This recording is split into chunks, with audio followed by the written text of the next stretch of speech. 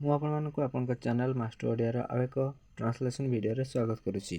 ଆଜିର ଭିଡ଼ିଓରେ ଗୋଟେ ଇଂରାଜୀ କାହାଣୀକୁ ଓଡ଼ିଆରେ ଅନୁବାଦ କରିବା ଓ ଗ୍ରାମାର ମଧ୍ୟ ଜାଣିବା। ତେବେ ଡେରି ନକରି କାହାଣୀ ପଢ଼ିବା। ଆଜିର ଷ୍ଟୋରିର ଟାଇଟଲ୍ ହେଉଛି ଦ ଥାର୍ଷ୍ଟି କ୍ରୋ। ଆମେ ଏହି କାହାଣୀକୁ ଛୋଟବେଳେ ବହୁତ ପଢ଼ିଛେ, ଜାଣିଛେ। ତ ଆଜି ତାର ଯେଉଁ ଇଂରାଜୀ କାହାଣୀକୁ ଓଡ଼ିଆରେ ଅନୁବାଦ କରିବା। ଦ ଥାର୍ଷ୍ଟି କହିଲେ ଶୋଷିଲା, କ୍ରୋ କହିଲେ କାଉ। ଶୋଷିଲା କାଉ। ୱାନ୍ସ ଥରେ, ଦେୟାର ସେଠାରେ, ୱାଜ୍ ଥିଲା, ଗୋଟିଏ କ୍ରୋ କୁଆ। ଥରେ ସେଠାରେ ଗୋଟିଏ କୁଆ ଥିଲା। ହି ସେ କୁଆଟି, ୱାଜ୍ ଥିଲା, ଭେରି ବହୁତ, ଥାର୍ଷ୍ଟି ଶୋଷିଲା। କୁଆଟି ବହୁତ ଶୋଷିଲା ଥିଲା। ହି ସେ ଲୁକ୍ଡ ଫର୍ ଖୋଜୁଥିଲା, ୱାଟର ପାଣି, ହିଅର୍ ଏଠାରେ, ଏବଂ ଏଣ୍ଡ କହିଲେ ଏବଂ, ଦେୟାର ସେଠାରେ। କୁଆଟି ଏଠାରେ ସେଠାରେ ଏପଟେ ସେପଟେ ପାଣି ଖୋଜୁଥିଲା।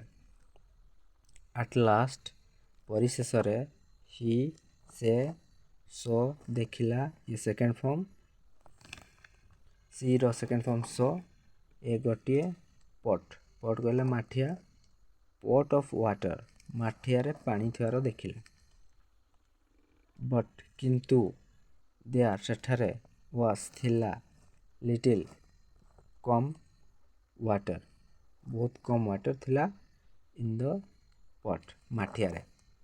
କିନ୍ତୁ ସେ ଯେତେବେଳେ ଦେଖିଲା, ସେ ମାଠିଆରେ ବହୁତ କମ୍ ପାଣି ଥିଲା।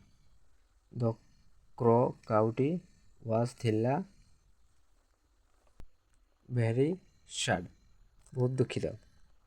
ଯେତେବେଳେ ସେ ଦେଖିଲା ଯେ ମାଠିଆରେ କମ୍ ପାଣି ଅଛି, ସେ ବହୁତ ଦୁଃଖିତ ହେଲା। ଦେନ୍ ତାପରେ, ହି ସେ କାଉଟି, ସୋ ଇଏ ବି ସେକେଣ୍ଡ ଫର୍ମ, ସି ର ସେକେଣ୍ଡ ଫର୍ମ ସୋ ଦେଖିଲା। ସି କହିଲେ ଦେଖିବା, ସୋ କହିଲେ ଦେଖିଲା। ସମ୍ କିଛି, ପେବେଲ୍ସ ପେବେଲ୍ କହିଲେ ପ୍ଲୁରାଲ, ଏସ୍ ଲାଗିଛି। ପେବେଲ୍ କହିଲେ ପଥର, ଛୋଟ ଛୋଟ ପଥର ଖଣ୍ଡକୁ ପେବେଲ୍ କହନ୍ତି। ଏସ୍ ଲାଗିଛି ଯେହେତୁ ପଥର ଖଣ୍ଡ। ସେ କିଛି ପଥର, ଛୋଟ ଛୋଟ ପଥରକୁ ଦେଖିଲା। ଅନ୍ ଉପରେ, ଦ ଗ୍ରାଉଣ୍ଡ ମାଟି ଉପରେ, ଭୂଇଁ ଉପରେ।